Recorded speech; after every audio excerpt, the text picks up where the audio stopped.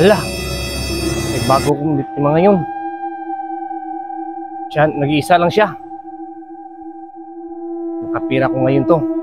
Magkukunwari akong pilay para makapira ko. Yes!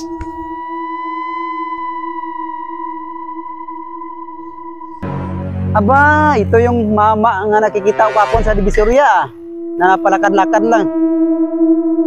Matibay man ang katawan nun kapon, bakit ngayon naging ganyan na siya at naging pilay pa? Ito kayang pilay ito?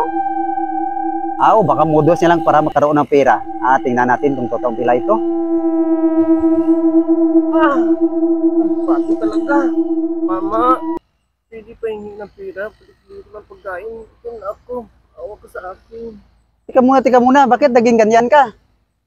Parang namungkahan kita kahapon Ikaw ba yun? Parang hindi ako yun.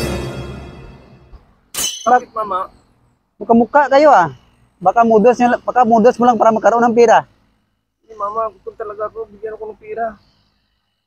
Pagod na ako. Saan ka ba galing? Doon.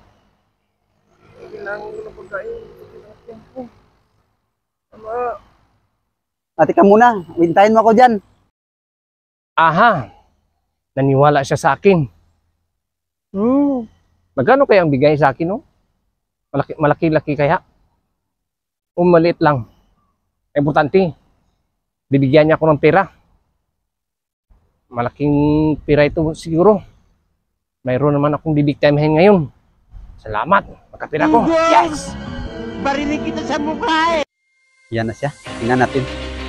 Kumusta ka na dito? Sige na, sir. Pagod sa kagutom, sir. Saan ang tungo mo ngayon? Doon.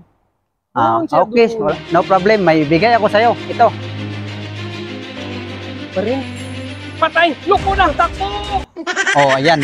Akala niya siguro maisahan niya ako Kukunwari talagang pilay siya.